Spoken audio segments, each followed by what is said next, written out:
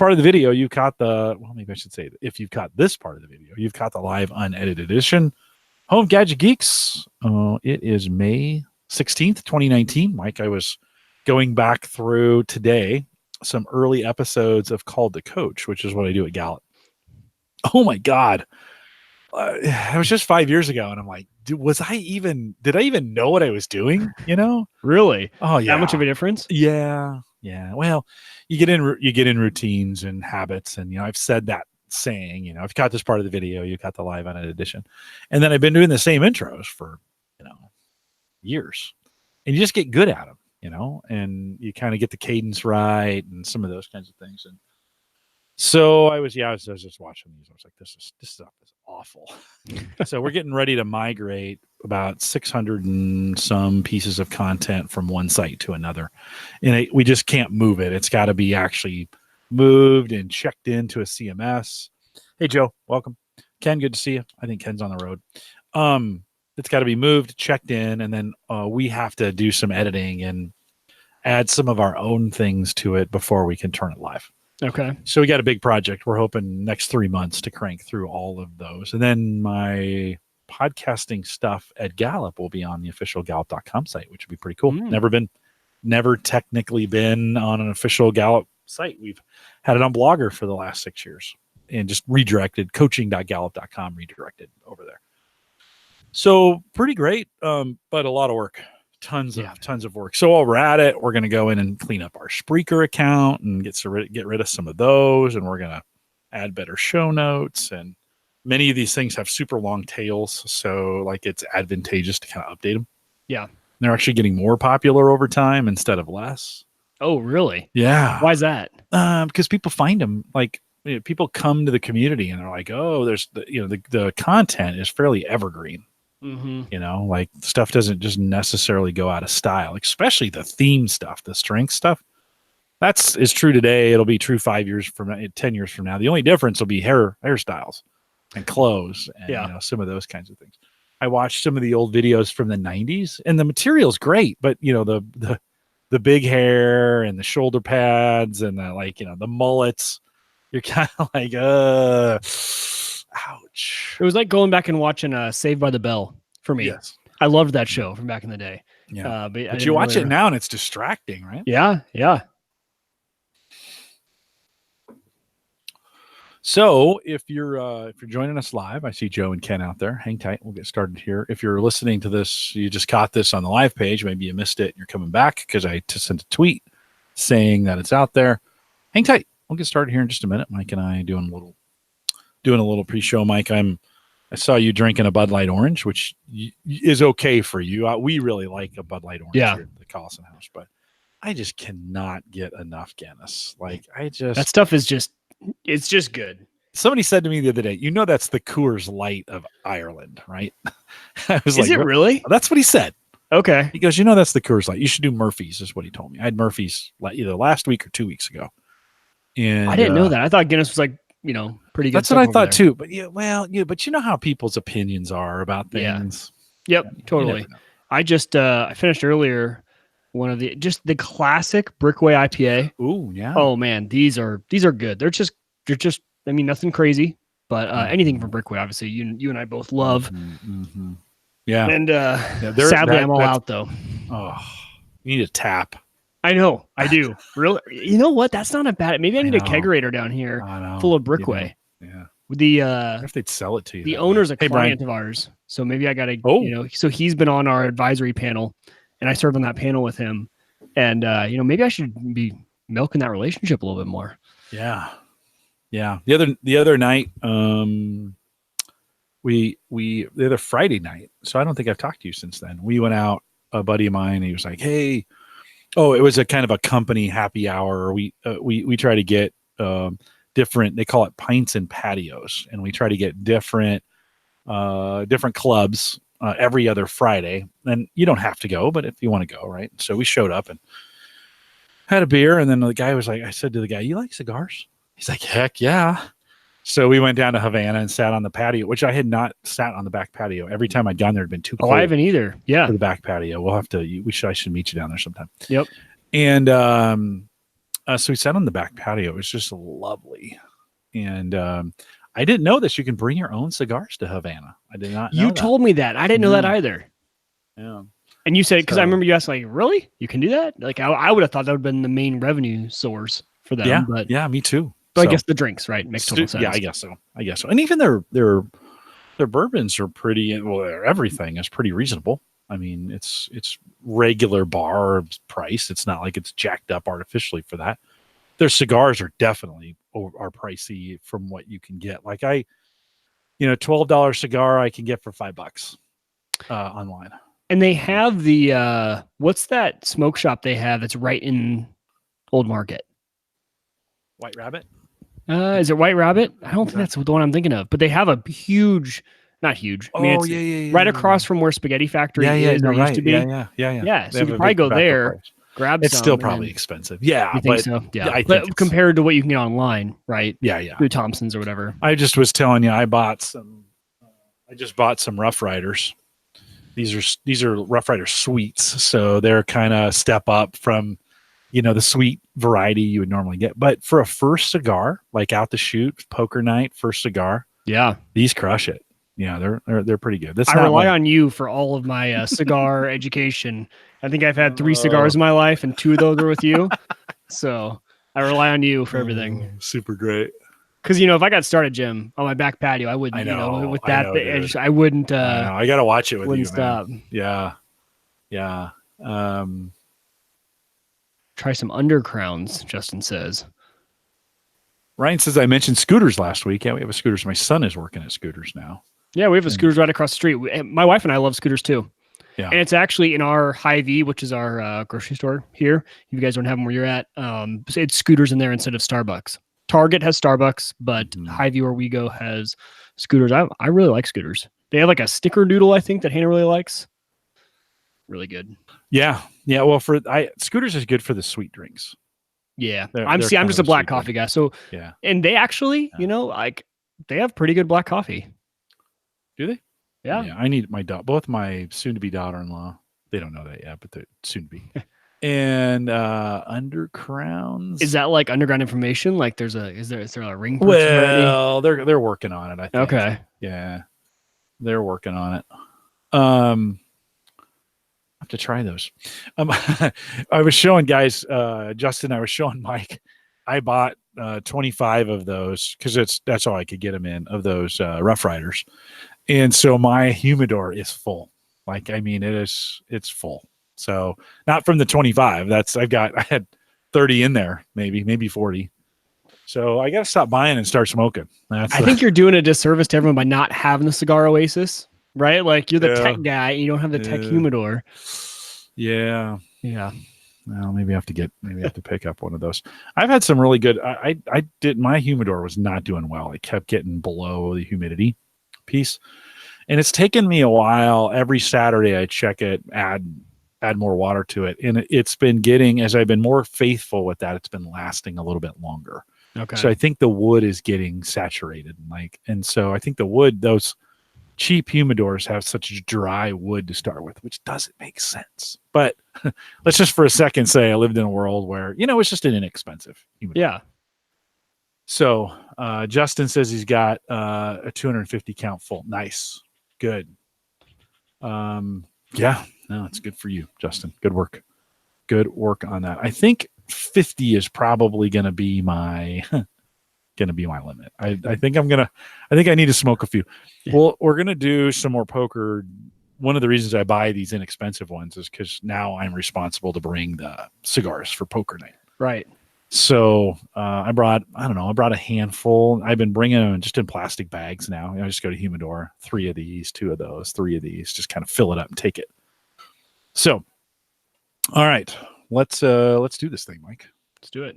I may have to run up. I am monitoring the kids tonight. I got the monitor. Hannah's at the hospital right now, so she's like, they're in bed. They'll be fine. They never wake up. But of course, tonight would be the night that they would wake up and need me. So if I escape, if you gotta bail, I'll just keep talking. Nope, I think I'll be good. They literally have never woken up. That's no problem. Okay, let me do this thing. This is the Average Guy Network, and you have found Home Gadget Geeks, show number 402, recorded on May 16th, 2019.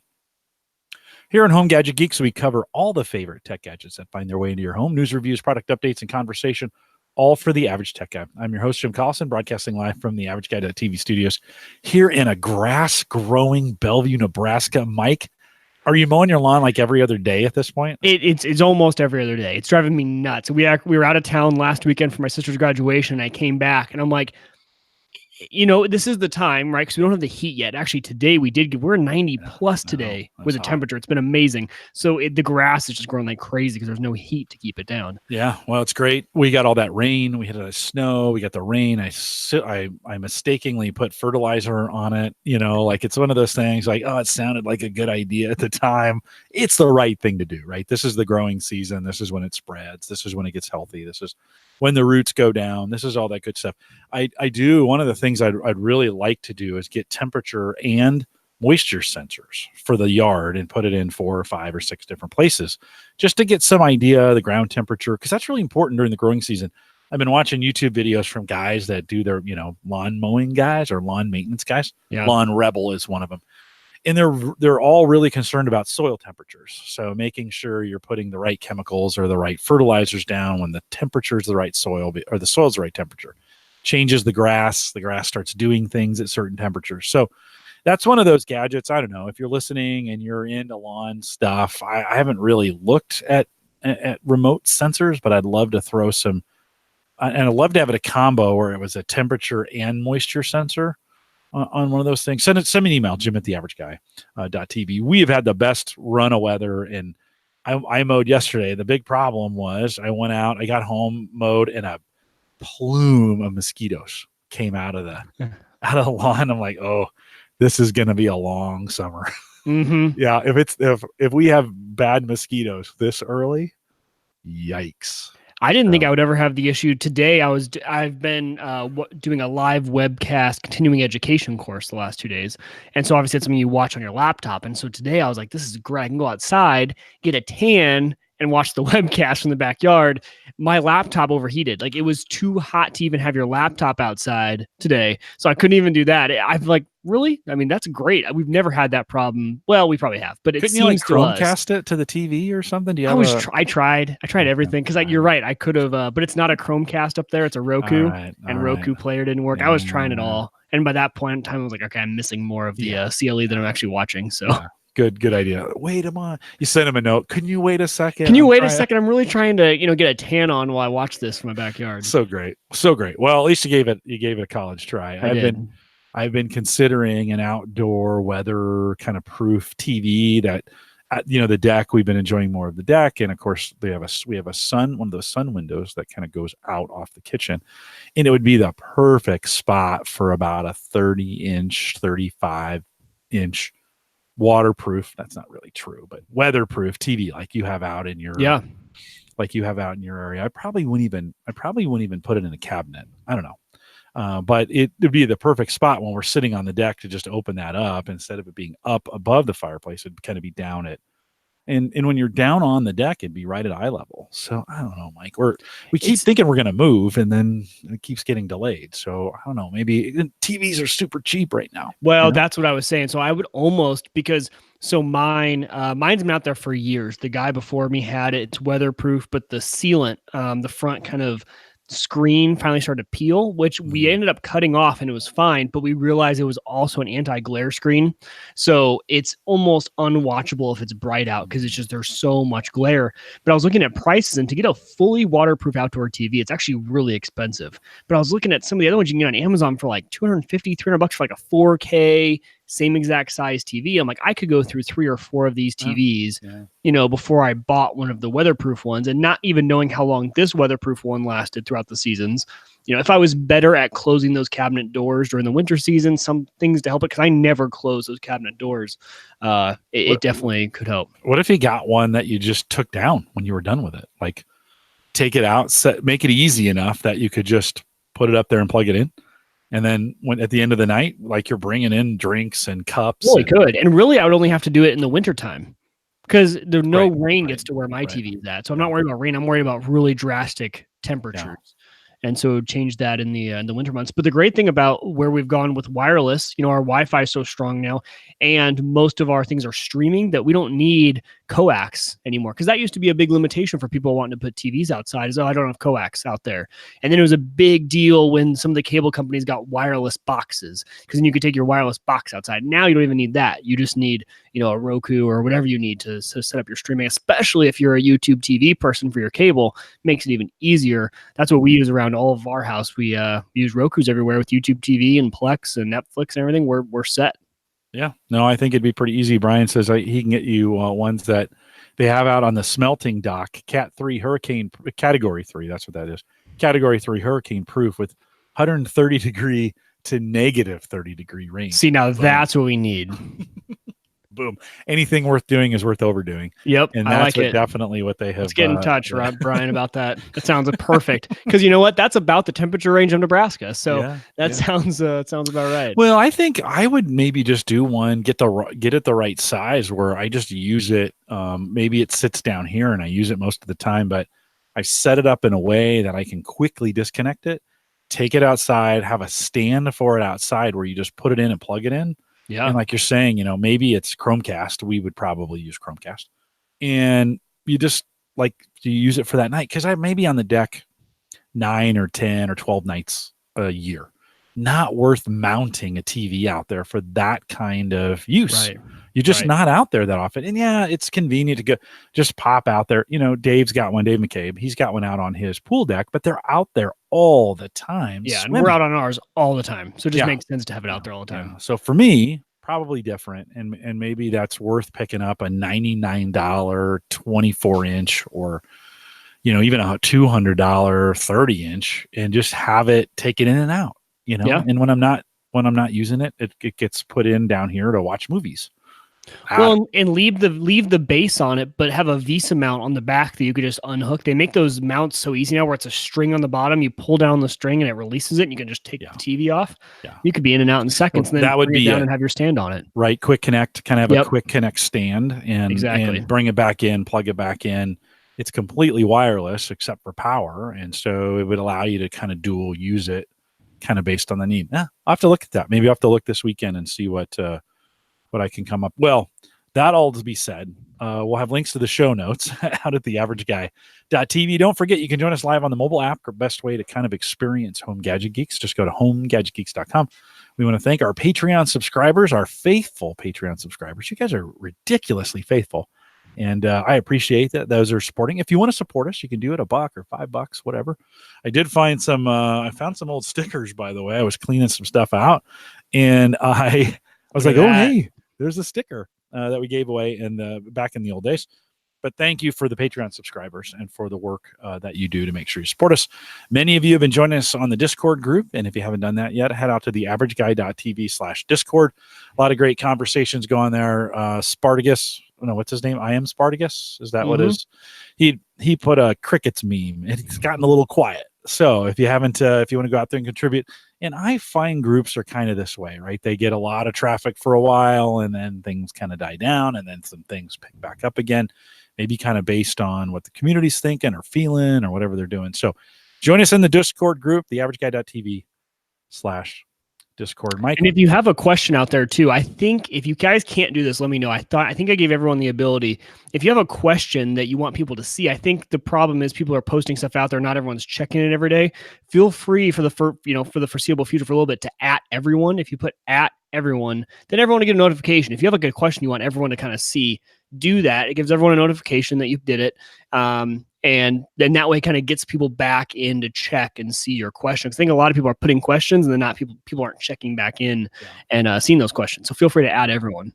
Takes a while for those kinds of things to become a habit. Yes, exactly. And so not a big deal. Like you don't have to be out there. We don't make any money off this. We just want community. So I still continue to check the Facebook group. So if you go to facebook.com/group/theaverageguy, you could join the Facebook group. I'm still checking that. I work on Facebook. That's what I do for a living. So I'm on it all the time. You can find me there. It's probably the easiest way to find me on Facebook. So join the groups there. Some great conversations going on there.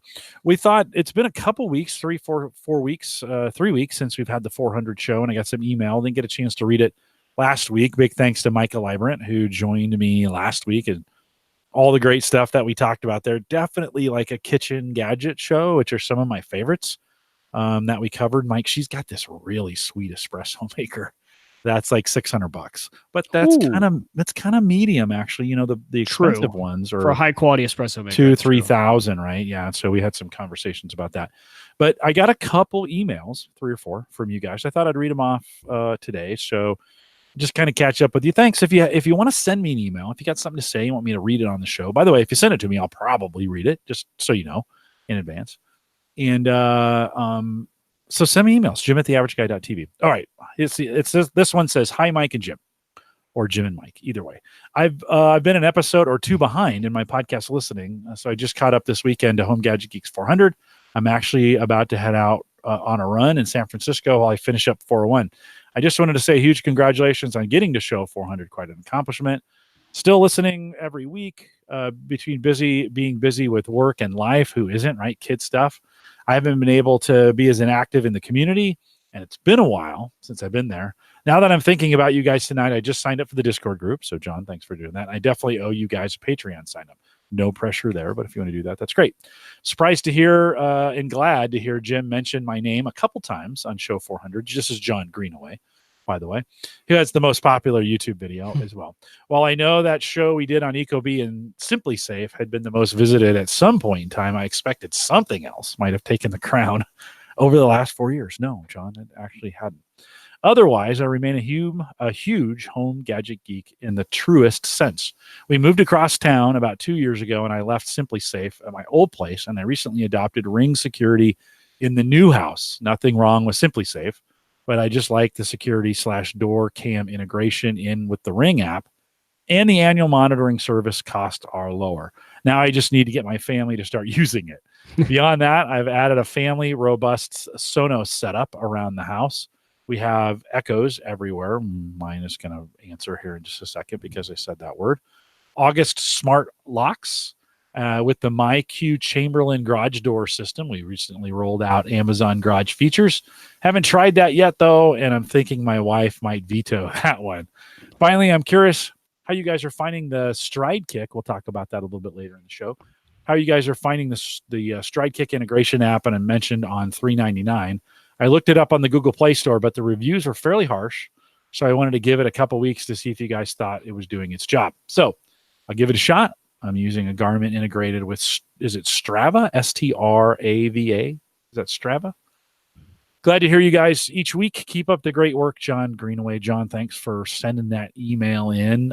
Mike, you've been in this space, Simply Safe, Ring. Yeah. Are you tempted? You just kind of went all Simply Safe, right? I did. I went all Simply Safe. I got the doorbell and everything like that. And it's been good 98% of the time. I will say, so I was actually away on vacation this past weekend. Not vacation. I was out of town. I was at my sister's graduation, and I woke up one morning to 5 missed calls from Simply Safe. And I checked my thing, and my alarm, I had armed the system when we left town, and my alarm got off at 2:30 in the morning. And naturally, your mind goes to, that's a prime time for a break-in. And we had left PD home, though. So we have a doggy door, and PD doesn't overeat, so we can leave him for an entire weekend, and he loves it. He gets the whole house to himself. He just enjoys it. So I'm like, oh, I was actually really worried about PD. I'm like, if someone did break in, who cares about the stuff? We're not home. We're safe, but what about PD? So I go to check, and no one had broken in. The cops had come because I went and checked my security system. The sheriff had showed up, and I think Simply Safe knows, obviously they do, the difference between an away alarm and a home alarm. And since I was in away mode, they know that I'm not home. So they're not going to bust down the door and check. He came up, he rang the doorbell, he shined his light in the windows, didn't see anything, and he left. But I went back and watched the footage from inside, and what set it off was the motion sensor.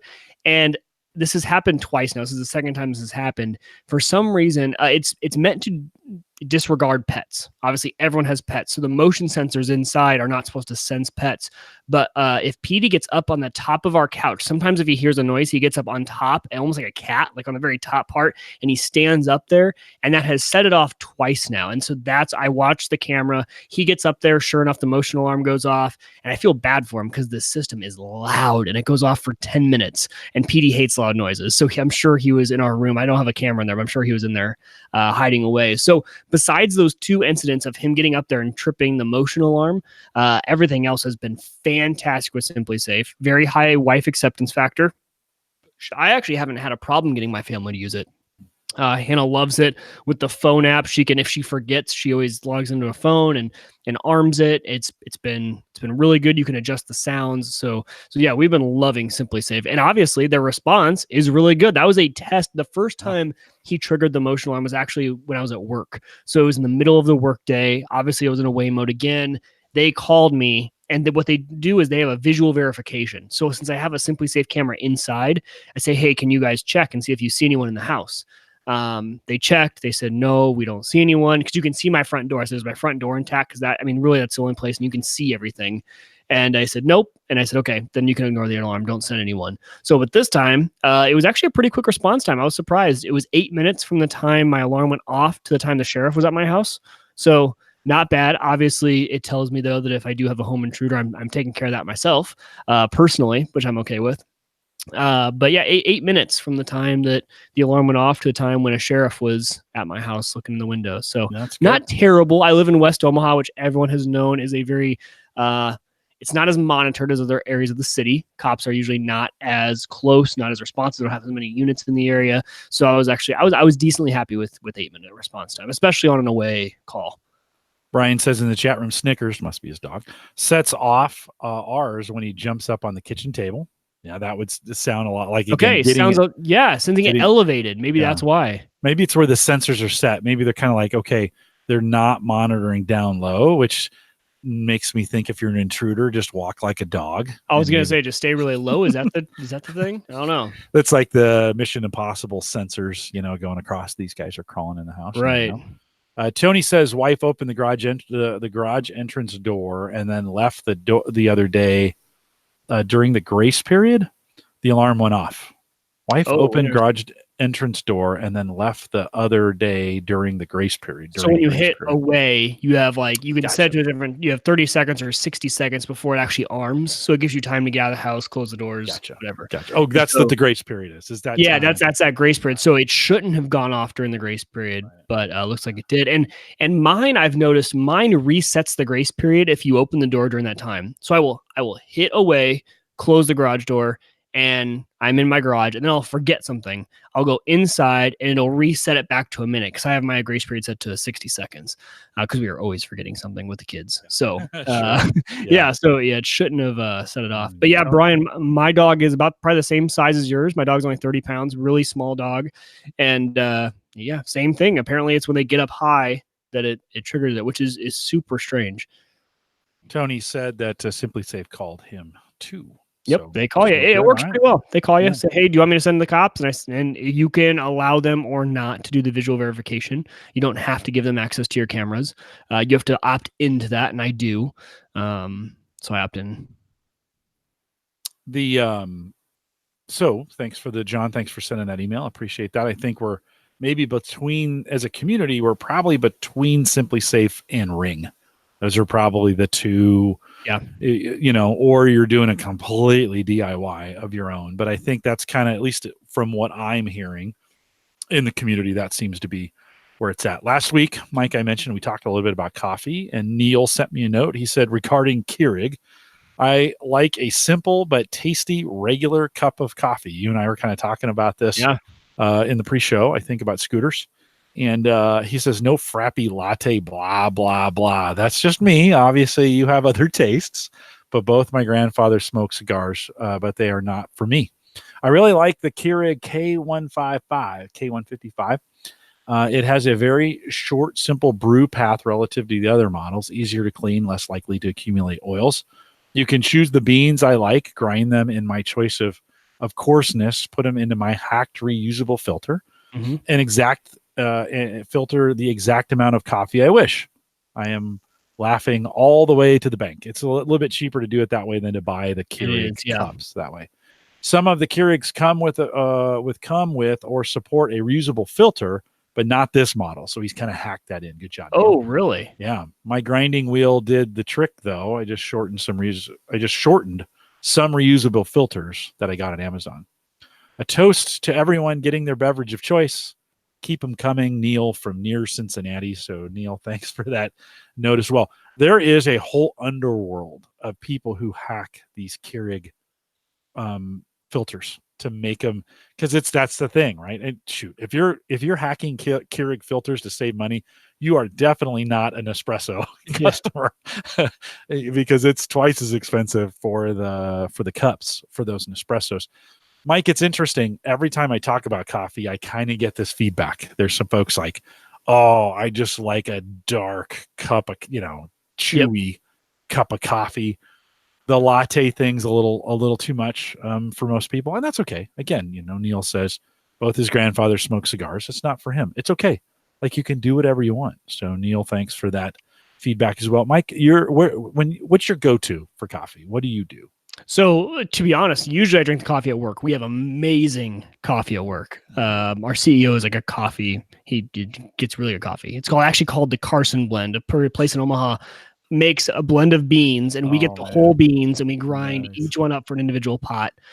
So really good coffee work. But for at home, we have a Keurig, and I'm not sure the model number, but we have the one that has the option for the Keurig carafe. So you can do a whole carafe of coffee if you want from that Keurig. And we do have the option. I think ours does give you, because I do have the filter if I want to grind my own beans. We're lazy. We go to Costco though. We get the cheapest, just K-cups. I think it's actually really pretty affordable for 40 cents maybe is probably. Yes, probably. Like but for us, Hannah's at work too. It's only on the weekends. Mm-hmm. So that big box from Costco lasts us a while. Yeah. And because we're both drinking kind of work coffee. I drink the work coffee too. It's not very good at Gallup. We could do better. But I do have an espresso at work too, and I bought coffee pods for it. So I'm making a really dark, thick. That's what I love too. And I add honey. So I get nice. I get what's the weekend? What do we call those things when you have the farmers market? There we go. We get the local. I never would have got there from what you were giving me. It's okay. I was having trouble getting there too. Okay. I like to get the farmers market honey, and then I just take a spoonful of honey right into the coffee. They call that a coffee ole. For me, very, very tasty. The right amount of sweet. It's not sugary sweet. It's natural kind of sweet, and so that's the opposite of what I do. Normally when I do a latte, I'm cutting that coffee with foam. Yeah. And milk and foam. And this is straight black with honey. Just as good for me. So that's one of those things I like. Tony Rayner says 2 Splendas, 2 half and half. So everybody's got their own coffee mix. Some folks love McDonald's. Dunkin' makes some great coffee. Waffle House makes some great coffee. Dunkin' makes great coffee. Yeah. I love the Dunkin' if I'm going to go somewhere. And if I'm going to get like a specialty drink, it's an Americano for me. So that's usually my that's my specialty go-to. Justin says he goes iced, Turkish, or espresso, no sugar. Yeah, I had to put hair on your chest. For sure. Iced has milk. Yeah, lots of great coffee drinks. One of the gals at work had gone to Starbucks and had gotten this cold brew nitro.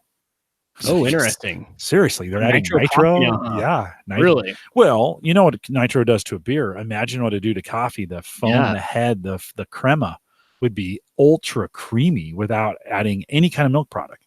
Right. So interesting. I'm gonna have to give it a try. It is a $5 drink at Starbucks. That's the thing. The crazy part. Like for a tall. Because we have we can order and they'll deliver around Starbucks 3 days of the week. And I've thought about it. I'm like, man, it's just so expensive when you do it. I know. It's because I love they have a cold brew, salted foam cold brew, something like that at Starbucks, and it's amazing. That's salted caramel. I love it. But again, a $5 drink, and it's mainly black coffee. Yeah. And when you get those sugar drinks, there's not even that much coffee in it. It's like a shot or two of espresso, and the rest is just all sugar. Yeah, so right on.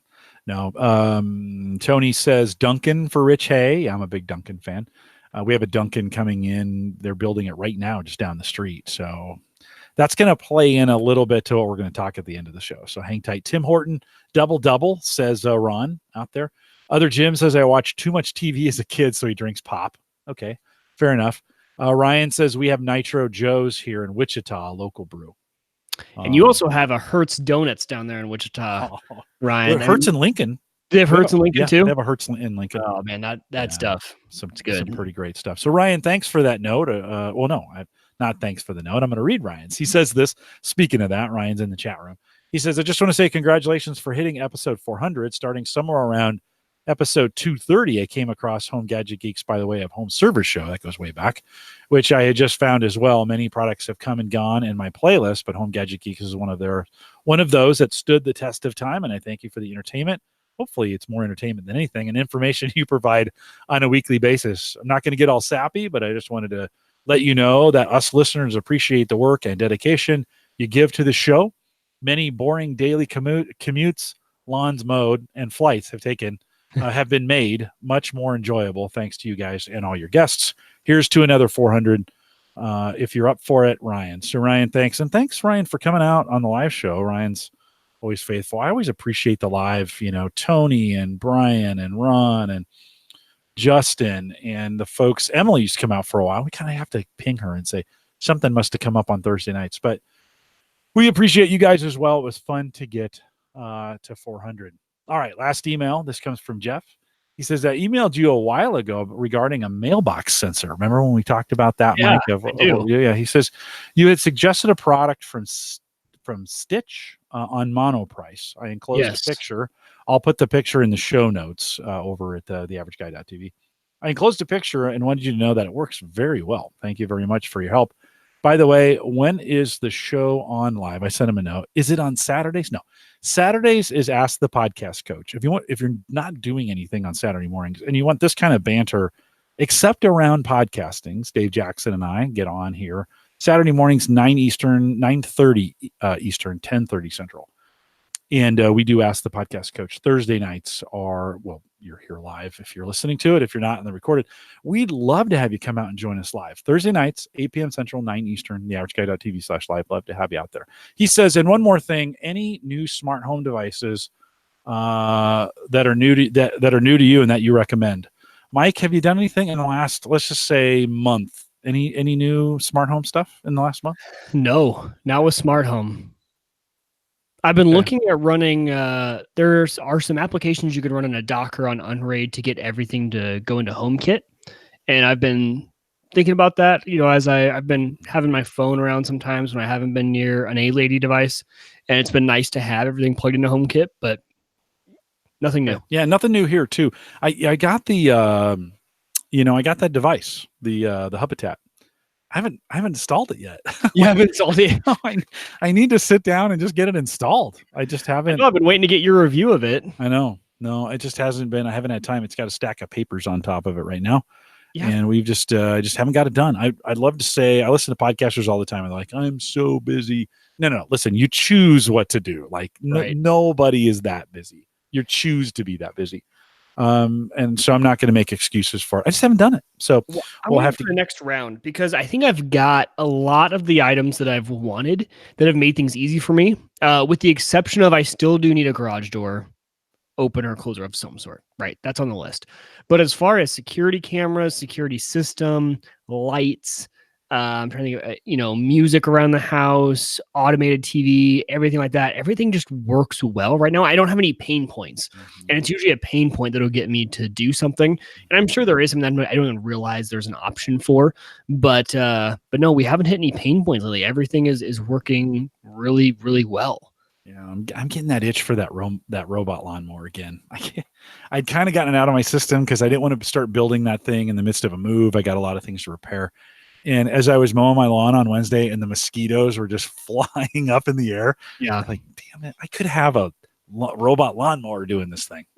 So I did notice one guy up the street does have one, and you do need to make sure you pay really good attention when you're putting in the wires and actually spend a lot of time on the boundary wires, because he's got all these weird boundary, like he's literally got a square on his yard of grass that's longer than everything else because he didn't put it in quite to the edge. And so the lawnmower gets to it and it leaves almost like a border. It looks like a frame to his yard of grass that doesn't get cut. And I think that would be a total waste of it. Yeah. So I did see his. I'm like, okay, that teaches you how you really spend some time on the wire install when you do it. Yeah. Yeah. Well, it's got me thinking. I almost started looking because I'm really to the point where I need to figure out how I'm going to, the locomotion of it. How am I going to move it? What am I going to use? What kind of device will get it going? So, and every time I think about that, I'm thinking that's like, I know I'm going to spend like $1,000 to get that thing rolling, Well, yeah, but but you're going to pay more than that for like a riding lawnmower or anything like that. Oh, right? Like, no, for sure. I've been thinking, okay, I've been loving my riding lawnmower. I'm like, I could sell this thing and get the automatic wait a minute. lawnmower. I told you to do that. You did. I still love it. I still enjoy it. But then I get past winter time where I haven't had to mow at all. And I'm like, well, it's really nice not have to worry about every single weekend finding time to go out and mow the lawn.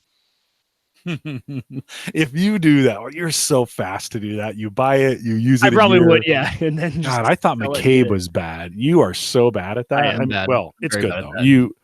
You are really good at selling things, and then you make that money up. You get a good price for it. What I really need to do is I need to get the bottom of a electric wheelchair. That's the way those things are kind of designed that way. And then pull it off the wheelchair and retrofit it to the deck. I need to get the little swivel wheels out front. The back wheels will be the ones that do the turning. Yeah. Based on that. And I think if I could do that, I'd have two batteries. It would one to spin the blade, and then one to run. It'd be heavy as crap. Like it would be. Oh my God, that thing would be super heavy. And the only thing I worry about as your attorney is your liability for this thing. Like if the safety features aren't there, I see a lot of liability on you. Safety features? I know.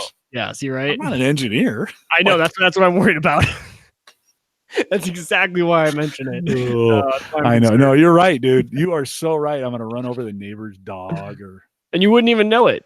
No. Well, the original thought was I would RC control it. So I'd buy an RC controller.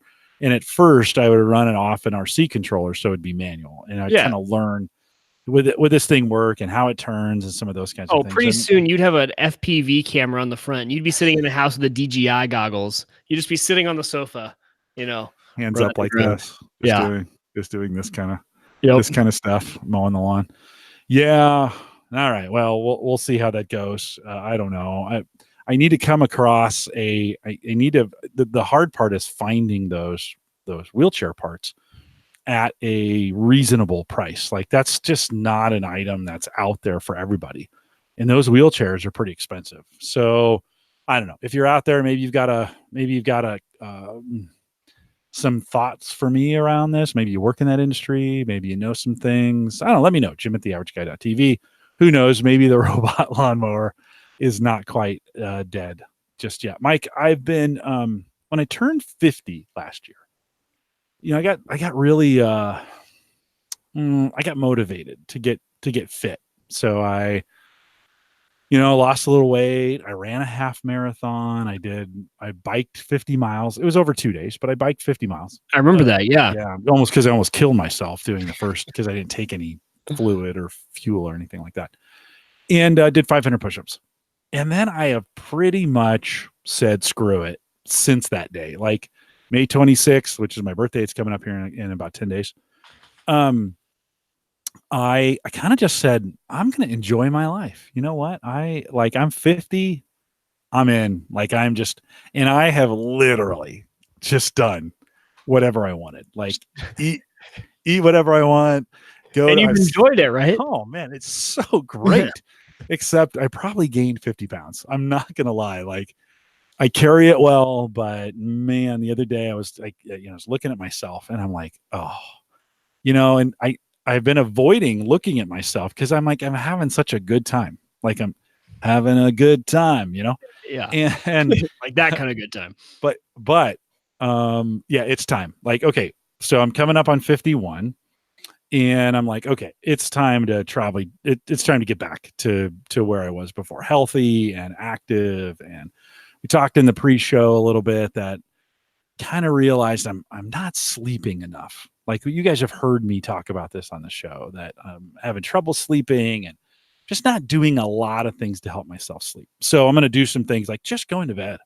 Like it's 10 o'clock, go to bed. Like there's nothing that important that I need to be staying up for. Right. Get up at 6, right? It's those kinds of things. I've actually done that now 4 days in a row where I've gotten 8 hours of sleep each night. Dude, it's like a different world. Like I actually like myself. I'm like, the world's in wow. color. It's weird. I'm like, holy crap, this is pretty great. Well, the B cycles, which you guys have heard me talk about before, every year the B cycle company here in Omaha makes upgrades, and I've kind of given up on running. It's not a really great way to get in shape when you're my age, anyways. And biking is super great, a lot easier on for you. So I am back in the B cycle world and coming back to them this year. It's still $10 a month. If you go to heartland.bcycle.com, is their site. They now have electric assist bikes, which are awesome. Like I now want to buy these. This is one of those where it senses like, so you start pedaling and if you're going up a hill, it'll kick in and then it just kind of assists you up the hill. And we have some pretty good hills here in Omaha. It's not Denver. Okay, Denver. Sorry, it's not Denver, right? Everybody's, not Denver. No, we're not Denver, but it is pretty. We still have some pretty good hills downtown. And I took the electric bikes out for the last 2 days, and it has really brought some magic back to some motivation behind me biking to the point now where, okay, I'm getting electric assist, but I'm going a lot faster, which is a lot more fun. And I'm not going to do it all the time because I need the workouts that the really crappy bikes, the big, heavy, they're Trek bikes, right? These are the heaviest bicycles in the world. They only have 3 speeds. They're intentionally slow. Like they don't want you to go fast. They don't want you to get hurt on these things. But wow, the other thing they changed on their app here in town, which is cool, is you can see not only how many bikes, but what kind. Are they electric or are they just the manual kind, which is super cool. And then the new feature they added this time, and this changes everything for me because I was carrying my ID and my credit card so I could check the bikes out. And yesterday I lost my driver's license as I was biking. No. Which really sucks. I'm hoping somebody will mail it in. I'm hoping some nice person will mail it and I don't have to go get a new one. Getting a new one's losing a credit card, honestly, is worse because you have to shut off the credit card and then all those things that go along with canceling a credit card. That really sucks. Driver's license, just go down to DMV, pay them $25 and they give you a new one. It's not that big of a deal.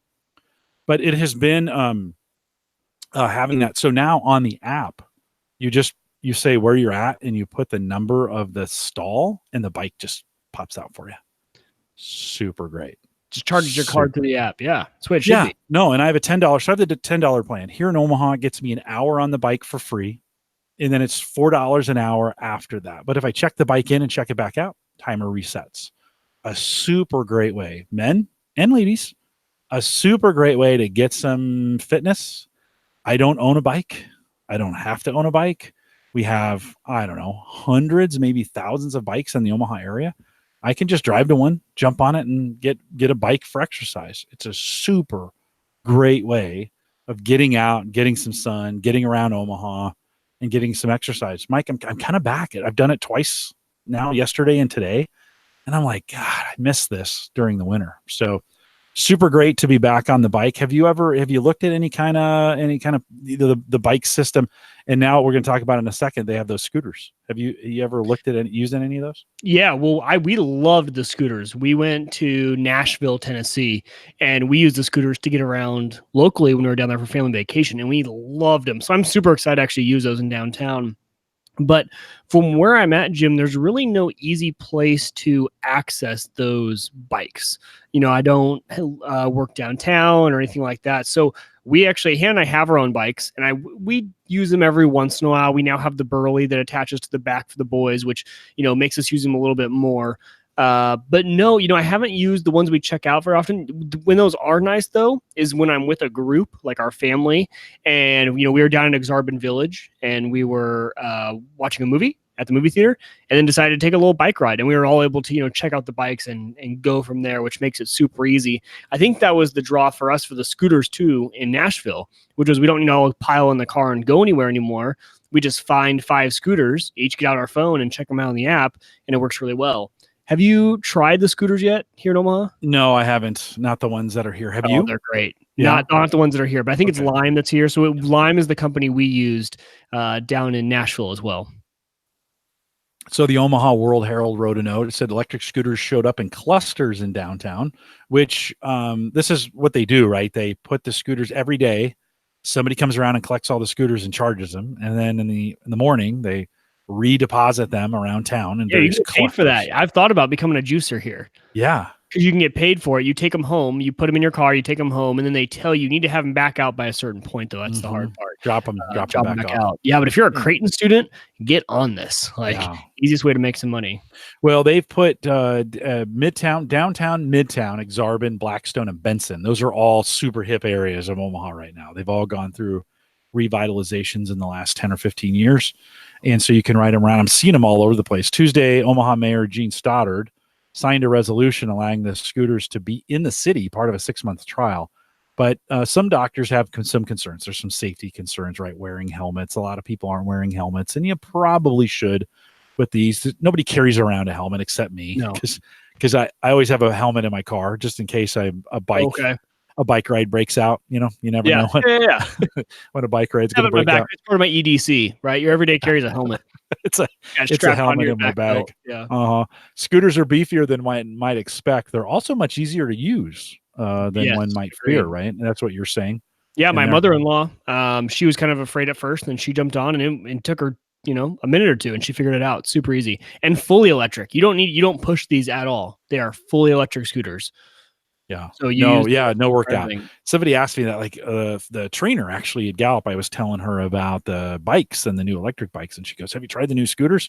And I'm like, "Well, Sam, they're not really a workout. No, you just get on them." So, but it would be a fun thing to do with a family, like you're saying, right? Get a family on them and zip around 100%. Town. Yeah.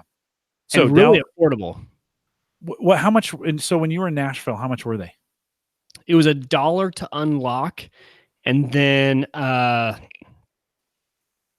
want to say, 5 cents a minute or something like that, or 10 cents a minute, if that sounds right. Okay. I think we would do 30-minute rides, and it would be $5 or something like that, $6, maybe. And that's about what it costs to rent these bikes for an hour. Yeah. So I think there's $6 an hour if you rent the bikes here in town. So downtown, the Lime, I pay the monthly subscription. It's $10, and I get unlimited 1 hour usage as long as I'm checking it back in. It says download the Lime app, register your account, then use the app in your eyeballs to find a scooter. They're all over downtown. It's crazy where they're at. I've even thought about parking someplace and then taking a scooter to Gallup just to, Oh, you should do it one day just to try it out, because they're super fun. And I can just leave it out front, right? You just leave it out front. Yep. Yeah. So let's see. You leave it anywhere. That's the best part. You just park it. There are certain no park zones, at least in Nashville. So in Nashville, along their main strip of Nashville, you were not allowed to park it. You had to get 1 block outside and leave the scooter there. But yeah, you just scan it with your phone, starts charging it, and then park it and go. Other Jim says good way to break an angle. Absolutely. You got to be careful with these. He also says he thinks Bird scooters will give you a helmet. We have Bird and Lime here. Yeah, Bird weren't bad either, but the Lime ones seemed to be better quality, because Nashville had Bird and Lime, so we downloaded both apps to see, and Lime seemed to be a little bit better quality for the ones we rode. We rode them a ton. I mean, that was the one way we got around for an entire week. Joe says once you have kids, you'll never wear a public helmet. Yeah, that's true. It says then use your phone, scan a barcode on the scooter, punch a button or two, and you're off and ready to go. Helmets are recommended but not provided, so bring one or know that you're at risk of falling off. The app shows the green area of operation that encompasses much of Omaha, with borders set approximately Interstate 680 on the west, Interstate 80 on the south. I mean, you couldn't go all the way down to the zoo. So you couldn't ride these to the zoo. That's a bummer because the zoo's on the south side of I-80. Yeah, right. You couldn't. That'd be good. They need to have bikes down at the zoo too. I don't know why they don't. Sorensen Parkway to the north, which is pretty far north in Iowa and the Iowa-Nebraska border on the east. That's a pretty big area when you think about size. That's a lot. Several areas where scooters are not allowed are marked in red, such as the construction areas at the Gene Leahy Mall. The scooters are driven to be meant on to be driven on the street, just like a bicycle. And for the most part, during our 11-minute ride, we were treated like bicyclists by other drivers in Omaha, which isn't a particularly bike-friendly city. That is a gross understatement. Like, it's horrible here for biking. Right. It's awful. This is a good thing and a bad thing. During our little putt around downtown, we topped out at about 16 miles an hour, which is pretty fast on a scooter, and successfully dodged each pothole that came our way. We have a lot this year. The scooters were surprisingly well balanced, and we gained confidence as we were rolling along. I am noticing just in my time out on the bike, I'm seeing a lot of these. A lot of the school is out, so I'm seeing a lot of students kind of cruising around the downtown area. Our downtown area does have some really good spots and some trails you can take them on. Our 11-minute ride, which is about 0.7 miles, costed $4.19, including the $1 it cost to upfront to activate the scooter. So it won't save you much money over an Uber, but it is much more enjoyable as a ride, and we don't have to talk to strangers. And Jim, I just opened up the app. This is a very large area you could have these. This goes, so I'm going to show it to you, and you'll know Omaha. If you see that area there, I mean, that goes all the way out to 680. Yeah. I mean, so you can grab these anywhere. And there are a ton. I was kind of zooming in and out of where they're available. I mean, you could take that out to Westroads. There's ones in North O. They dropped a bunch in. That's Benson, I think. Yeah. Yep. That is the Benson. Yeah, all Benson, over. Exarban. Those are just two hot spots. Do you know what time they pick them up? At night? Is there a certain time when they I think they constantly have people going around and picking them up based on the charge level. Okay. So I think you can go and pick them up at any time if they're low on juice. But usually, I think you had to have them back on the streets by 5:30 in the morning or 6 or something like that. What happens if you go out of bounds? You get charged a bunch. You have to keep them parked, and you also get fined for like the no park zones. You'll get fined for parking them in those as well. Yeah. Justin says just start writing them out from the center of the limits. Yep. And so there's none left in the center. I've actually yesterday when I went out to ride the bikes, there were no electric bikes downtown. So I went out to one where there was an electric bike and I picked it up and I brought it back downtown so we'd have some. And I thought, well, I'll just start ferrying electric bikes in to get them so that because those kinds of things, once they're there, they'll kind of stay around for a while. Well, this morning when I checked the map, there were 6 downtown already. So somebody else must have had them out or whatever and returned them back down to the bridge, and I used them there. So 2, what I think really cool ways of getting transportation. One, I wish the bikes would come down to Bellevue because I definitely would ride. I'd love if I could get an electric bike and ride it from close to my house to work and check it in and then check it out and bring it back. Man, that's a 10-mile. That's not bad. Like I could do that easy. Yeah. But they don't go that far south. So we don't have that. I may take Sarah out and just one evening, take her out and ride these scooters around and just have some. You should take her to dinner. Use the referral code. Obviously, so like I'll invite you, then you invite her, and so everyone gets all the credits. It's kind of like back in the day when Uber was just starting up. Super beneficial to get people to sign up with your referral code. You get some free rides. Yeah. We so that being said, when we think about the bikes and a little better fitness, we've been trying Stride Kick, and we found that and have been messing around with it. And I don't know if we've done enough on it yet to really kind of test it. John was kind of asking, didn't get great reviews. We haven't done that much with it to this point.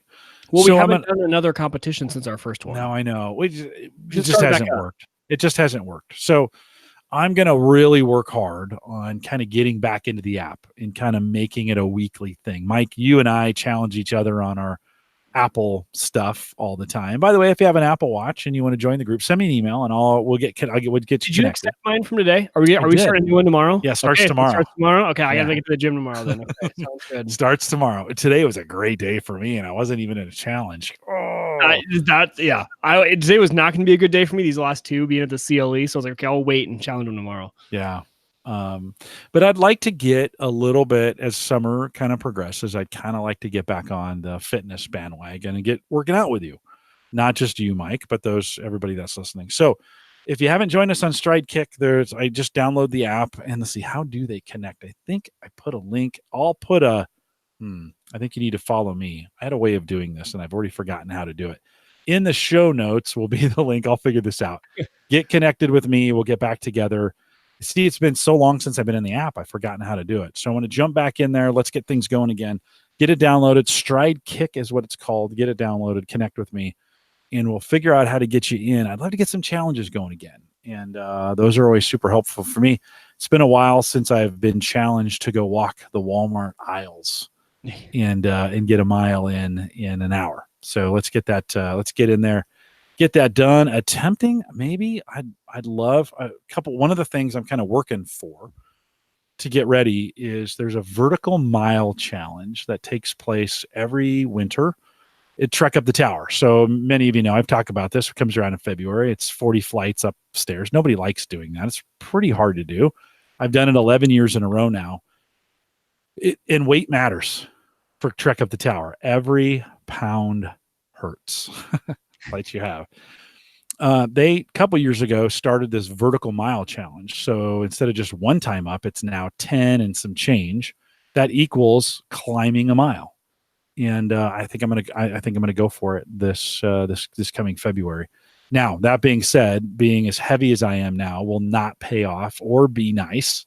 I would rather be a whole bunch lighter going into that climb. So join me on this. Let's all get a little bit fitter and a little less fatter. And I'd love to get some great fitness and health going on around the community again. So get in there and let's get this done. Mike, we've talked a lot of fitness. Let's kind of get back last topic here of the evening. You've got some stuff about Nextcloud. Yeah, so Nextcloud, as you guys know, I've been talking about it. I actually got a few messages on Discord. There are actually, I think, 2 people that messaged me privately on Discord asking about, what was that cloud service you were talking about that you run on your own, and tell me more about it. And so I was letting them know that with Unraid, or with any hardware that can run Docker, Nextcloud is a fantastic option for setting up your own personal cloud, and I've been loving it. And I told him that, as time has progressed, I've added, and that's where all of our contacts are stored now. That's where all of our calendars are stored now for our family. So my contacts, Hannah's contacts, all of our calendars, families, and personal are stored on there, and it's been flawless. Well, they have a feature, and Tim, I had no use for this feature. This is just one of those like, oh, they have it, and I wanted to use it and get it set up. But it's called Nextcloud Talk. So imagine if you are a small business or even a large enterprise, but especially if you're a small business and you were using Nextcloud as your file storage and your calendar and your contact, and you wanted another way to communicate, but you want it to be secure, right? You didn't want to use Slack. So think of things like Slack, Facebook Messenger, any sort of messaging service, especially one that has video and audio conferencing built in. A lot of times if you're not using a paid service, that can get a little bit pricey for, video conferencing, especially one where you can share your screen, things like that. So think of Google Hangouts. It's actually a lot like Google Hangouts, but you can use it obviously for internal communications. I was like, this is just really cool. I'm shocked this is as easy as adding an add-in to Nextcloud, a built-in one. You just go to the App Store in Nextcloud and you say, add the talk, add in, and there you go. So I was like, okay, we got to try this out because it looks pretty darn cool. Well, I added it, and there are some specific modifications, though, that need to be made, or things you need to set up to get it working really well. And so Jim, you know how these projects turn into like one thing leads to another, and you learn. But I've learned a ton going throughout this process, and I'll just put a disclaimer out there now. I don't end up getting it working. So there's the spoiler. I don't end up getting this working perfectly, but it does work really well in certain circumstances. But to get Nextcloud Talk to work well, you need what's called a turn server. So a turn server in combination with a stun server, but Nextcloud offers you their stun server to use. But you also, if you're going outside the local LAN network, you'll need, or if you have firewall rules, anything like that, you'll need a turn server. So did a lot of research, ended up setting up, you can use Coturn, which is for, if you have a Linux, it's in all the distros for Linux. You can easily grab it from the repository, install it and get it configured. So getting a turn server wasn't too difficult. I set one up on a Raspberry Pi. I threw Raspbian on a Raspberry Pi, threw it on my network and set up the turn server. But so Nextcloud, I got it to work great between browsers on computers. If you and I were both on, Jim, I could invite you, and you can even invite guests, which is really cool. So I could give you a link, and you and I could do this podcast via my Nextcloud talk, all from my own server, not hosted anywhere else. Works really well in a browser, and then you can invite guests or users of your Nextcloud, whatever you want to do. The issue I ran into, though, was on iOS devices. The iOS device, you cannot initiate, at least through the app, a video call. You video call them, but if you're going to answer it on an iOS device, the answering iOS device can only answer in audio mode.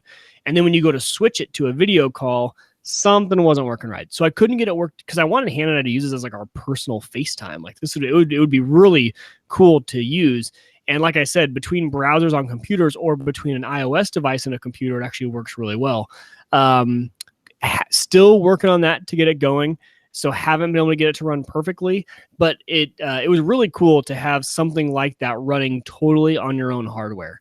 To be able to say, I'm hosting this entire, like I was doing web calls between my browser here and my iPhone. And I even called Hannah from work because I had the app installed on her phone, and it was perfect. I mean, it was just as good as a FaceTime call, and it was all being hosted here internally. So I thought that was super cool. If you're one of those guys who doesn't like, oh, I'm gonna stick it to the man, don't rely on outside people. I don't trust Google, I don't trust Apple, I don't trust anyone. I want to run it on my own.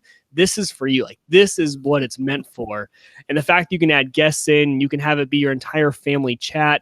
You can attach files. It's a full function chat. The chat works perfectly. So I can get on my iOS and you can use the chat feature. Looks just like any other chat app. And so it's just something, like I said, Jim, nothing I even needed because I'm like, okay, Hannah's not even going to use it. She's going to text me. We're going to go back to FaceTime.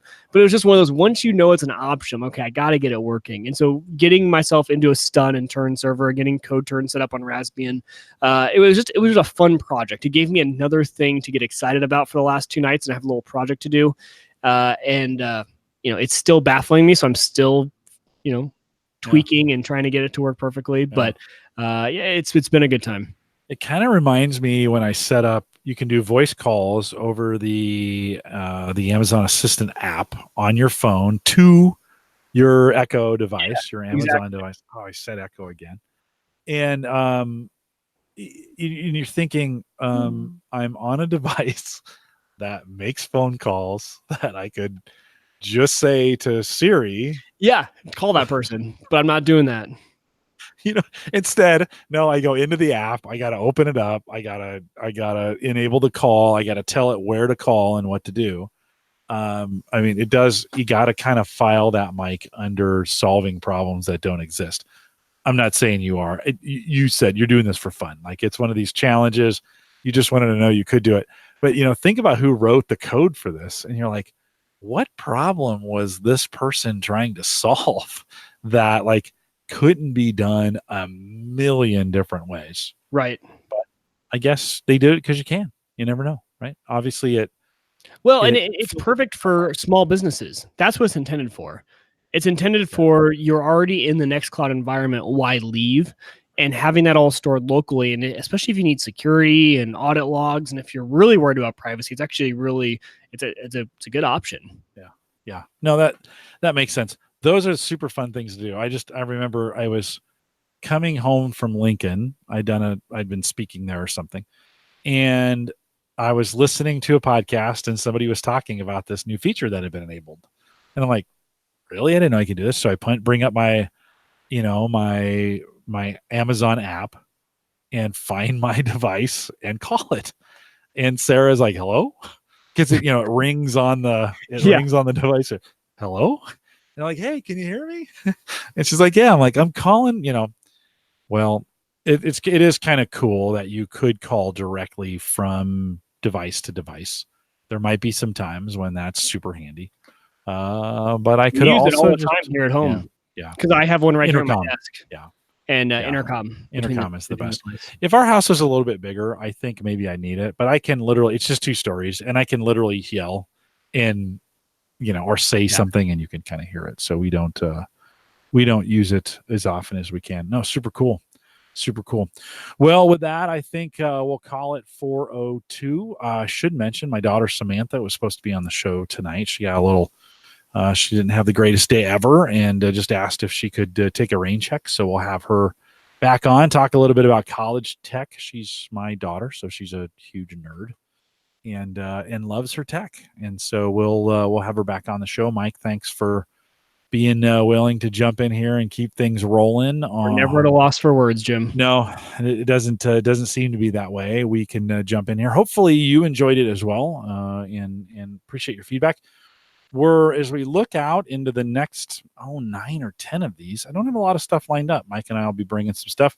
If you're thinking about it, we'll get Aaron back and some other things. But if you're thinking about, got some topics, you got some guests, some of those kinds of things, now would be a good time. Going into a busy couple weeks with work. I'm not exactly sure which Thursday nights we'll be on and which ones we won't. At this point, it doesn't look like I'm going to miss any, but you never really know. Stay close. I announce it on Twitter when we're not going to make it. And so you can follow me, Jay Collison on Twitter. Mike is Uyghur Tech. If you want to follow them over here, if you want to join us on Patreon, you can do that as well.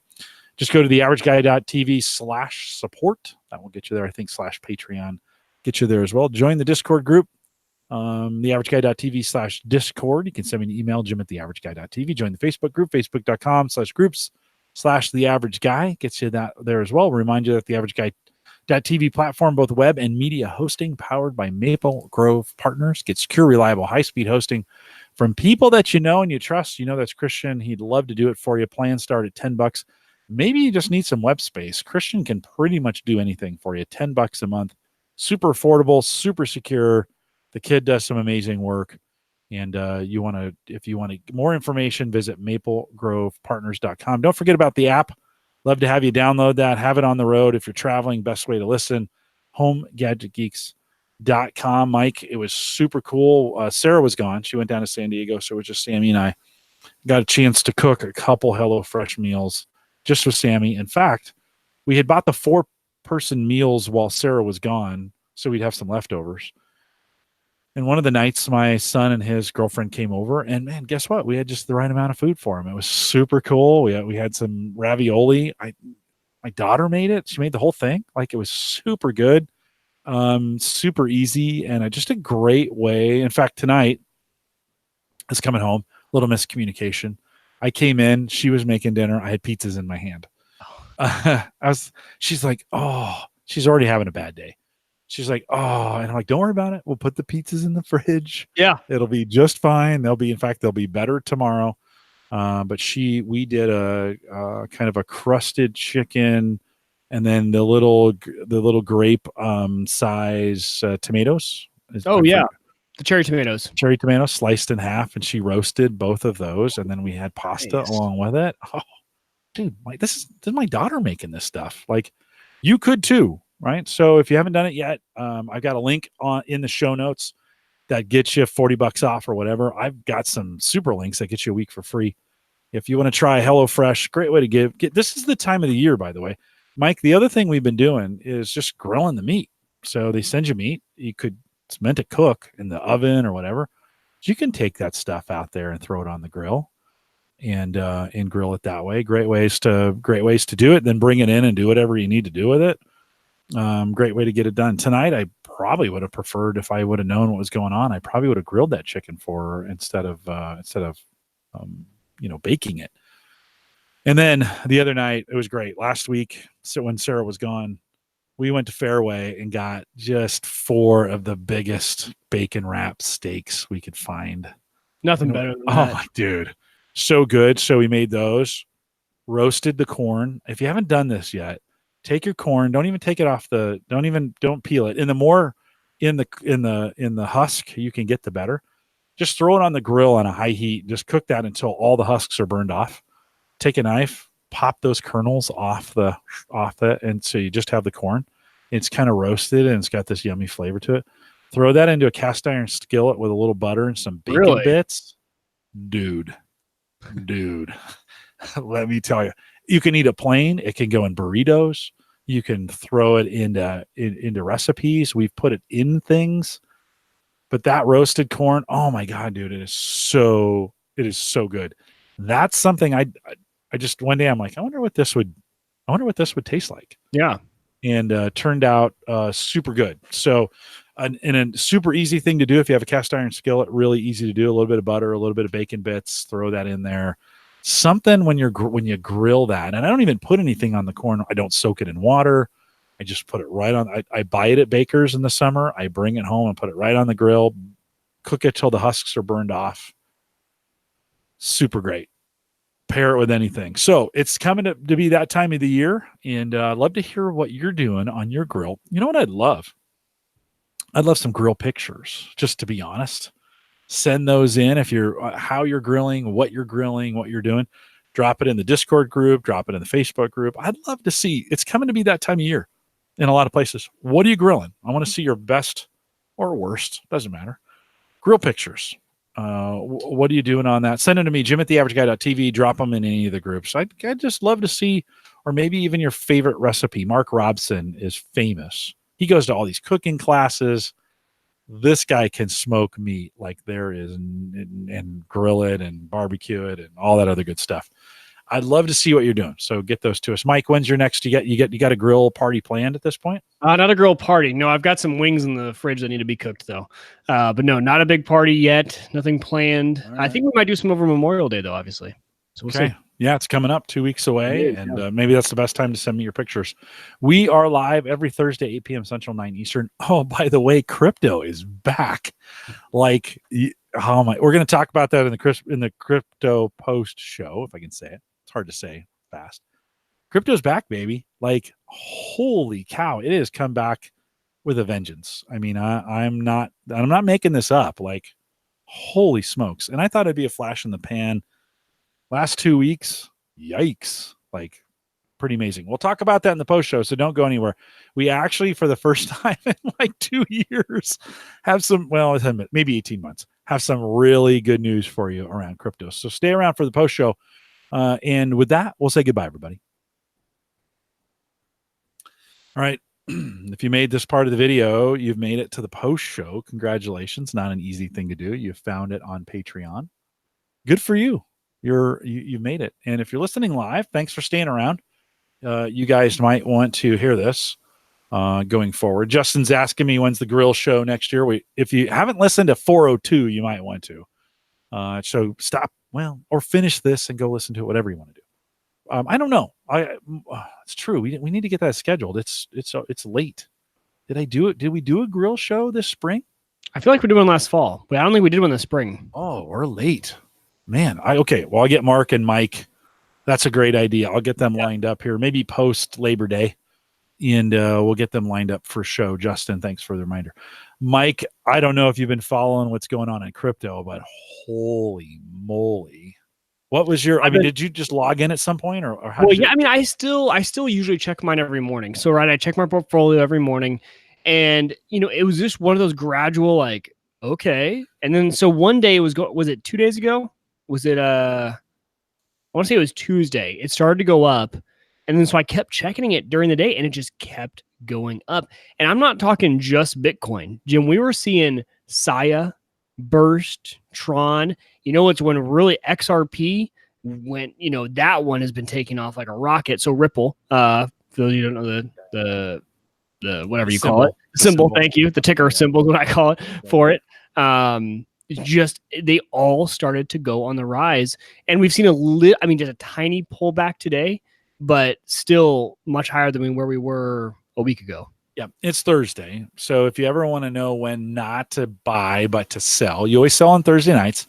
For whatever reason, it's always down. Yeah. So as I'm looking at things right now, we're off 5 to 15%, depends on what you've been purchasing. It's kind of the story, Mike, let's go back to last year or last fall. Bitcoin is hovering around 4,000. It's hitting 42, maybe 45 on a good day. There's lots of speculation that we've reached the bottom of Bitcoin because this is pretty much the price of power. When you think about what it takes to forge a single Bitcoin, most estimations where it was somewhere between $3,800 and $4,500 per coin, which, by the way, when you start thinking about that, that's ridiculous. That's right. It's kind of ridiculous. But okay, let's just suspend the real ridiculousness for just a moment and say, okay, so there's been some speculation. We've been talking about that here in the post show. And so it's kind of reached the bottom because that's kind of what it's costing to manufacture the coin or forge the coin, so to speak. And, we saw some 45s and we saw some 48s and they'd go right back, and we went back and forth for the longest time. And then, I don't know, 4 or 5 weeks ago, I guess I could look at the chart and know for sure as we look back for the year, back in March, it starts to move. And I think as we look, if February, we were even seeing a dip down to 3,400. So the worst maybe is 30 for Bitcoin, about 31 back in December. So starting in December, we're talking 31. It crawls along, hitting about 4,000 in late February. Those are some really bad months. Those are months you'd want to buy, but you don't know, right? You think, oh God, this is the end. I'm going to buy this and this thing is just going to get crushed. And then that spike. So it got up to 4,000, and then all of a sudden, in the first part of April, $1,000, boom, 4 to 5, bam, and it has really not looked back. For most of April, it hugged that 5. I thought for sure it would pull back into the 4,000s. Nope. Tried to retract at the end of the month, but it held. And then, like you said, on May 8th, so 8 days ago, 6,000. Then very quickly 7,000, and then yesterday, 2 days ago, 8,000. Today, 7,700. It's kind of pulled back a little bit, probably a little bit of profit taking going on in there and some other things. But it seems to be, now we're still only a week or two into this run, so you never know where it's going to go. But Mike, like you just said, it has pulled all of the other coins along with it. Ethereum has seen this run from the 150s to 250. That's pretty awesome when you think about it. You mentioned Ripple, and I think that had dipped. We had seen, and Ripple's kind of that one weird one, right? Where it is, it's private. It's a private blockchain. It's trading at 40 cents now, but it had been a lot less in that. It's made some recoveries in that. We have seen things like Litecoin go from the 50s to the 90s. So it's interesting. If you're a trader or if you're interested in trading, is it too late?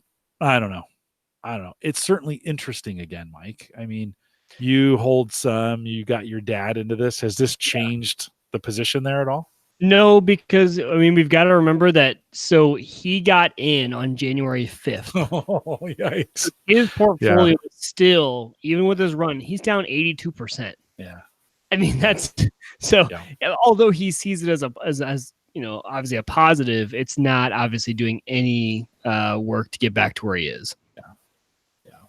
Is my video? It is. Yeah, you're having some. We're struggling a little bit. Upload. Something's happening. Bitcoin Cash, which has been a big winner of late, that has really moved out there. One of the things, Mike, that has been really, really interesting. Okay, so enough of the coin talk for the most part. Well, maybe not all of it, but one of the things that's been really interesting in this is it got me looking back at my Coinbase app. And one of the things I hated about crypto was the trading, because you had to move it from Coinbase into GDAX or into Bittrex or into Polynex or into, whatever. And then those are weird sites and you had to move them around. Well, while all this weird crypto stuff has been going on, Coinbase has been quietly behind the scenes making and enabling free, no fees, free trading between all the coins that it supports. So Bitcoin, Ethereum, ZRX, Bitcoin Cash, Ethereum Classic, Litecoin, XRP, Stellar Lumens, All 8 of those, there could be 1 or 2 more. You can trade between those, all of them, between each other, free. So if I want to move Bitcoin into Ethereum, if I want to move Bitcoin Cash into Bitcoin, if I want to buy some Litecoin with Ethereum, I just go into the app and say trade, and then it says, do you want to exchange this for another coin? And you say yes, and it says review the transaction, and the fee says 0, and you trade it. Boom, right there at the current price at the moment, right there. I mean, they have made trading, at least those coins, dead easy at that point too, and with 0 fee for nothing. Yeah, none of this. When you go to exchange, it's like buying stocks. You're kind of in that business. Yeah, you can go to TD Ameritrade and you kind of have some ideas of what the fee is, but there's always that little nagging fee. By the way, the fee that kills small investors, because it's always based on a percentage, and that fee is always higher. So when you're thinking like, okay, would I go in with $25 and buy stock? No, because you're like, this is stupid. Like, it's going to be that the percentage of that fee is going to be so high. There's no way I want to do it. But in this case, you're going to pay to on-ramp the fiat, right? When you bring cash in, you're going to pay a little fee. That's still there on Coinbase to get it in. But once it's there, you can trade between 8 of these coins free. And so if it's small dollar items that you're going in with, this actually for smaller investor. Mike, the Coinbase, they were all getting killed, right? During this drag. They were all just getting murdered, and so they had to kind of adjust to the market. I have no idea how long this will stay free. Let that traffic ramp up, and I guarantee you they're going to slap a fee on this thing. But shouldn't say I guarantee you. Maybe they won't, because I don't know. I don't work for the company. But a really cool way, and do it right off your phone. It was super easy, like well-written software, well done, easy to understand, and it just happens. Pretty cool, I think. Did you know? Had you seen that, Mike? I have not seen that, but that's where we're getting to the point where, for the average person, this is becoming easy to do, 0 fees. It's starting to make sense. Yeah, and I don't know what their angle on this is. Like, maybe they're making enough money on the big trades. Maybe they're making enough money on the fee coming in. I have not put any cash into my Coinbase account in a while. For a while, when the prices were really, really low, I was dropping a 50 or $100 every month, just buying something. In some cases, ZRX was really, really cheap. It's an Ethereum-based token, and so I was buying that, just kind of hoping if that moved, there would be something there. So I was paying anywhere from 99 cents to $1.99 to on-ramp, 50 to $100, let's just say, at the time. I haven't checked the fees to see, maybe those cash fees have gone up. But if you've got Bitcoin around, and Coinbase is supporting more and more of these coins, like Tron. Tron is a native coin on Coinbase. Did you know that? No, wait, when did that get added? Exactly. Really? Exactly. Yes, that was the same thing. I was like, hey, well, wait a minute, so I moved Tron off Bittrex. Okay. Yeah, that's where I'm at right now. Yeah, no, it was one of those. Everything in Coinbase at this point. Yeah, which good and bad. No right? Sia Burst, right? No Sia, no, and definitely no Burst. In fact, Burst got delisted on Poloniex. Oh, did it really? It did. Yeah, it did. Still trading on Bittrex, so you can still trade. You can still trade out there. It's at an all-time low. I'm actually kind of hoping. I've been mining some BitTube, and it's low power, doesn't take a lot of CPU power. In fact, my energy bill hasn't changed at all since I've been doing that off and on. So I recently, and it's up to a nickel now. It had been down as much as 3 cents, and a nickel's not bad, right? I think it's benefiting from this lift a little bit. Right. And so I've been selling it at a nickel and then buying more Burst. It's not a lot. It's $20, $500, it's $20, whatever. Been doing it in blocks of 500. Because you never know. And if I could get Burst to double, which at those low prices, doubling is not a stretch. We saw a little price burst of Burst the other day where it went from 0.3. Now this is 0.003 to 0.007, and you think, well, that's nothing. Well, it's still it's double. Like if you could hit both of those. I'm not a big advocate for timing on those things, but for something like burst, You could, why not? yeah, Like it's right. such a joke. Yeah. Especially if you only have a little bit in it now anyways, you might as well leave it in it because your chances to multiply there. Yeah, I got 45,000 or So whatever of I these think things. still on Coinbase. So I just opened it up. You can't, it says not available on Coinbase and Tron is still on not available. Oh no, I've got Tron in here. I thought I moved my Tron over. Oh, maybe I'm thinking of Ripple. Yeah. Ripple you It's can. Ripple very, available. And they have all the other ones you can follow to see the price. They have all of them in yeah, here. you're right. That's the You're difference. right.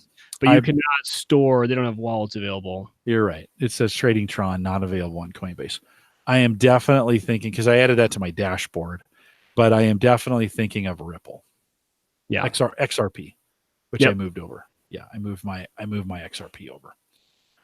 So, which I've almost sold from time to time. I'm kind of like, maybe I've gotten it back to some semblance of normality, and then it's kind of like, oh, do I sell that now or do I hold on? I don't know. You make the call. But it's kind of fun to see some real positive numbers for a change, and I think it's gonna draw enough attention that I think this could be sustainable for a while. And it depends who jumps in. What I think was interesting is what I was hoping would happen is we saw some exchanges go out of business. We've seen some coins kind of drop off. We've seen communities just get tired, and I think that's good. Like, I think it's kind of weeded out some of that. And I still continue to follow Saya and all its derivatives. I'm following Burst and all its derivatives. I've continued to follow everything that's on Coinbase. Those networks have gotten stronger, and they've used this downtime to kind of strengthen things up, get better add additional forks that add functionality, get more bigger money to come into some of these things, get some support, shore up some development. So will it go anywhere? I don't know. It's sure fun to talk about again, though. Yeah. Oh, definitely. I got a little excited this week. I was like, oh, okay. I was actually opening up that app more than once a day. Yeah.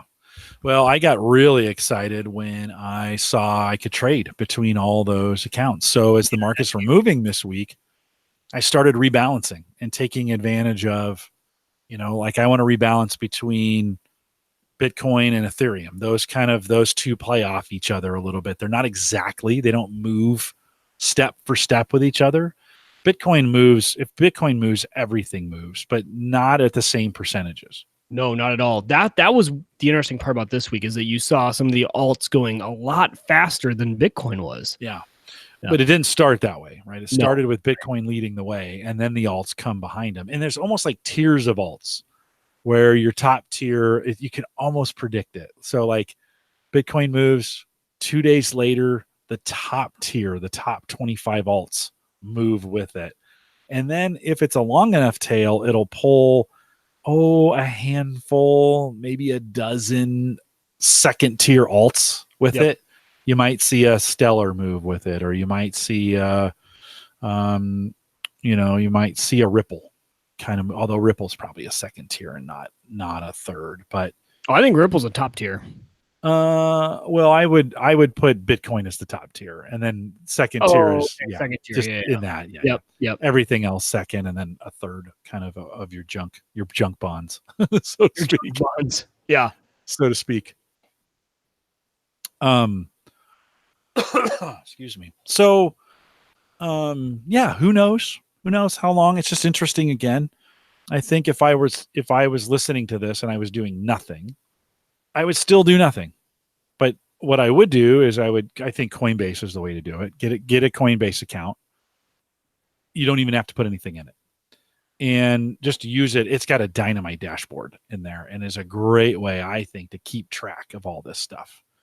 And it just, their UI makes sense to me, and it's kind of a great average guy UI. By the way, if you're not on Coinbase, let me know. Jim at theaverageguy.tv. I've got you'll make $10 and I'll make $10 or something like that. whatever it is. A great way to get started on it as well.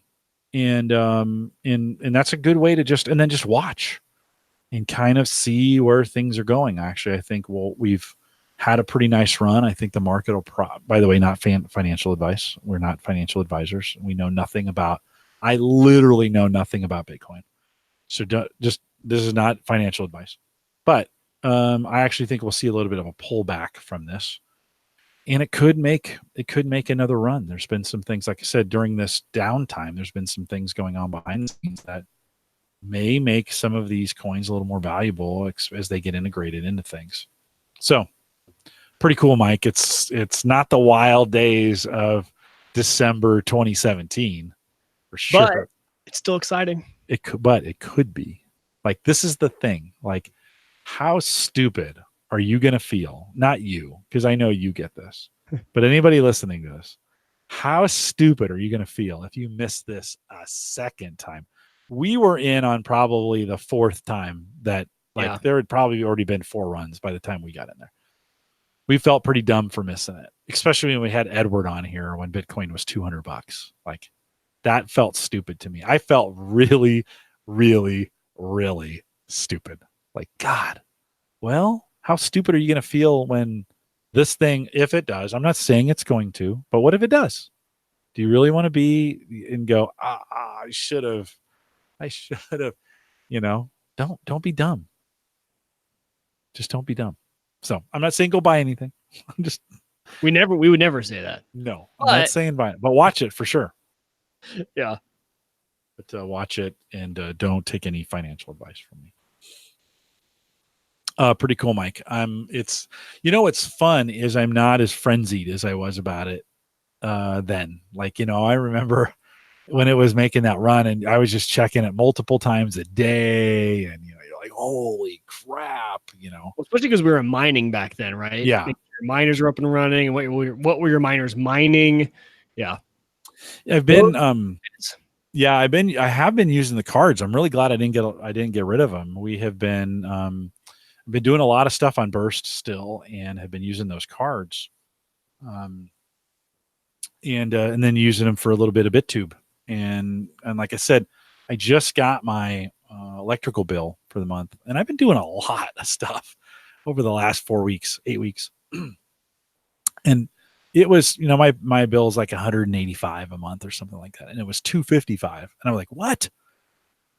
Crap, did my budget thing just change? Have I? And so I was looking at the graph, OPPD has that little graph last year versus this year, and I'm 25% to, let's say 20% down on my energy use this year versus last. Cause I don't have this GPUs blazing, right? Yeah. Even with all the stuff that I'm doing with hard drives and stuff, I'm still down 20 or 25%. Well, what I had done is I had signed up, they're putting a windmill farm up in North Omaha, OPPD. No, that's not true. They're putting in a big solar farm up in North O. And you can you can kind of sponsor. They're asking for $100 to get into it. And then part of your energy costs will come from that grid, or they'll at least bill you that way. Right. And it kind of allows them. Ken is saying, and the new fridge helped too. That's true on my energy. Yeah. I had 2 fridges. We got down to 1. So that's true. No cheaper, but it gets OPPD and using more renewable sources. And of course, the more solar we get, the cheaper it gets for the average consumer. And so I'm all for, and actually it makes a little bit more sense to have the energy companies running solar instead of people putting it on their roofs. I know that sounds great, but that distributed nature of it is not very efficient because it's not kept up.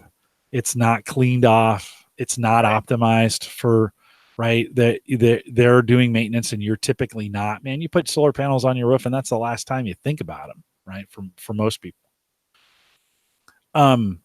And you don't carry the liability if something happens to it. You put $10,000 into solar panels now, something happens, you got to pay for them. Mm-hmm.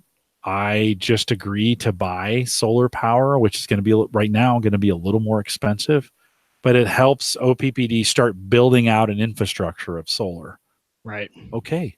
Big fan of it. Anyways, so that $100 bill hit, but at the same time, I let them put a regulator for my air conditioner on the house. Well, yeah. Did you? Yep. Yeah. 12 times a year, they guarantee no more than 12 times a year during peak times. It cycles your air conditioner every 15 minutes and helps them kind of better predict the energy usage during peak times. Yeah. And they can kind of control it. And they're saying you won't see hey, between those hours, we're usually outside grilling or we're like, Exactly. So I got a $30 credit for that. I'll get a $20 credit on the next bill when that hits or something. There's another 20. It was 50 total. So I thought it was pretty good. I was pretty proud of myself. I'm like, get a little solar going in there, helping them by letting them control my air conditioner a little bit. Doing your worldly duties. If I could just do crypto completely off solar power, then I'd be pretty awesome. So Justin says we're putting 400 kilowatt or 40 kilowatts on our roof in the next 18 months, but we're really putting 30 kilowatts of batteries to go with it. It's interesting. I always this house is perfect for the roof. It faces south. It has a big flat surface on where that is almost at the perfect angle for solar. We have no trees that would block it. I mean, it would literally bake all summer long. But then I started, looking into just all the owning it personally, having the personal liability for it, kind of the lifespan of it. They're good for 10 maybe, and you start thinking, and the money is so, by the way, Justin, not trying to talk you out of it. If this is the right thing for you and it's the right price and all that other great stuff, it just changed my mind a little bit on doing my own. Well, it totally depends on where you live too. Like California has a lot of tax credits for it, and Tesla out there is doing some good work. So yeah, it totally depends on where you're at, kind of what your situation is. Yeah. How long you plan on being in the house, right? So yeah. No, right on. No, right on. Not trying to talk you out of it. Just for me, as I started thinking about it, I'd love to put solar on this house. I think I could freaking crush it with solar consumption here.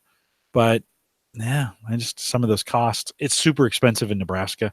I'm kind of hoping this will generate, by OPPD doing it, it'll bring more solar production to Nebraska and maybe lower some of the prices and get that there for most people. I'm not sure Nebraska is the greatest solar state, to begin with. We may be a better wind state than we would be kind of a solar state. Severe weather coming this weekend. Have you looked at your weather app? Yes. I've been seeing on my security cameras up here thunderstorms rolling through right now. Is it? Yeah. Yeah, we're supposed to get some pretty good storms through it. Good. Yeah, in a neighborhood block party on Saturday night, so maybe not. They're talking about some pretty good hail. Oh, interesting. So yeah. So watch for it. Guys, if you're listening live, thanks for all the stuff in chat. Appreciate you guys. Ken, sorry. We're like all of Ken's commute. By the time he starts with us and then he commutes home and then he gets home and then we're wrapping things up. But Ken, that's the way it works, Ken, right? Yeah. Thanks for coming out and appreciate it. I love the solar conversation. We should get Heather back on, see how, actually I talked to her, I don't know, 3-4 months ago, maybe 2-3 months ago. I was on her show and her solar's cranking along just fine. Man, did I sound too negative against solar there for a second? No. Mike? Okay. I mean, for Nebraska, you're right. Like, you're right here that we're in a kind of a weird state. Yeah. Justin says he's getting 20,000 back on the cost. Yeah. I think if the cost effectiveness is right, and you're going to stay around a while, I think it's kind of worth it. You're going to put some big batteries in, you're going to put infrastructure in to make it work, and it's just kind of the way it is. Guys, thanks for staying around and listening. We'll see you next week. Let me think about this for a second. Yes, we'll see you next week. Mike and I are back. Maybe we'll have Sammy back on the program. So we'll see you guys.